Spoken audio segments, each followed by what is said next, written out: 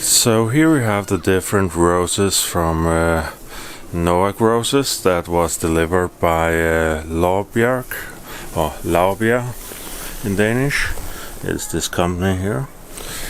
And as you can see, the roses seem to be pretty good quality and pretty old also. I think this is Tendon's rose from Noack right here. And what do we have here? This is Sassini. And don't know what this one is. It is Isaperle. And the one in here, it is Satinia. And I don't know about the one all the way at the back there. I'll have to check.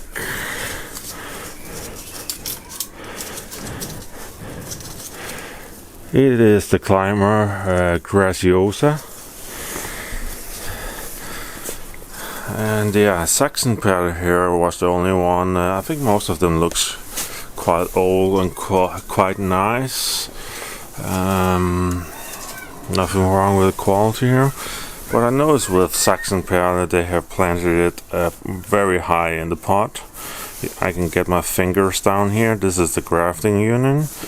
And as you can see, the roots are exposed here and there's a bit of a hole in here.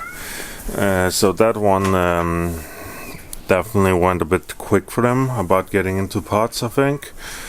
But it doesn't seem like the rose has suffered much. But the reason we always say to cover the crown is for many reasons. One is to avoid wild shoots. Another is to avoid that the crown dries out. Another reason we really want to protect the crown is so it doesn't die in the winter. And the last reason is when you cover the crown, it also encourages more basal breaks from your canes. So there's many reasons why this one should have been planted deeper. Maybe the pot was too small because the roots were too huge, but then they probably need a bigger pot size, right? And this one, let's see, it is Summer Gold, another climber. So it looks quite nice. You can see it's old plants because here's actually some algae and moss that has grown in the pot. This is a perfect day.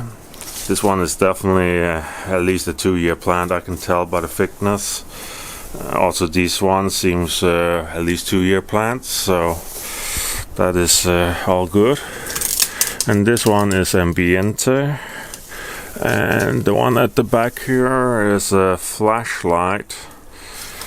Again, seems pretty nice. And I don't know, did I do this one in here? Oh yeah, it's timeline.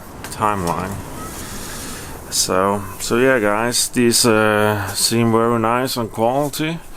Laubjerg is a bit more expensive, but here in Denmark we can usually find things on Laubjerg that don't have a lot of other places. So, and the quality do seem to be at least 2 years old. So that is quite nice. But yeah, those were the roses from the all-in-one series or the timeless series, and some ones that are also not in the series. There's about 9 in the all-in-one series, the timeless series, but these were most of the ones I was missing, plus a few I thought was interesting for making that tier list for next year, right? So I do apologize for the wind, and it is a very noisy, windy day here in Denmark, and there's also a few children in the background if you can hear them from the daycare. But all in all, I'm pretty happy with the quality on these roses.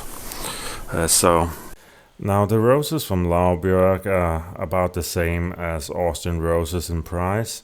And you can definitely see when you pay a bit more for roses, you also see the quality increase. In this case, but I also find when you order from a lot of places, the quality doesn't even increase if you pay more. So that is definitely something to keep in mind when choosing your roses that some places do deliver a bit higher quality. And when is quality in a rose really important? Well, the first roses you might want to spend a little more money on is something like climbers, something like hybrid teas, and something like large shrub roses, because these need to be a decent size before they start performing well. But when you take something like floribundas and you take something like ground covers, you actually don't need to buy very large plants, because floribundas and ground covers and some other roses are really good at establishing. They don't take a lot of time, and they're caught up to speed and caught up to size, I guess you can say, in no time. So if you have to splash money, I would definitely use more money on climbers, on large shrub roses, and on the tea hybrids, and save a little bit on the floribundas. But yeah, I'm pretty happy with the order from Laubjerg, except the one that was sticking out a little bit from the store. But I think all in all, I think we have a good vantage point, or a good entry point to be judging a lot of Noack roses in this season here when the weather gets warmer. I think with 2-year plants it is much easier to review them, because you know they're much closer to the final habit of that plant. So that will definitely make my job a lot easier. But yeah, guys, that were the roses from Noack Roses. You can also go check out the video I did on the different roses where I showed them off in the catalog. I didn't put pictures on this one, but you can see them when I did the catalog walkthrough. So yeah, guys, take care out there.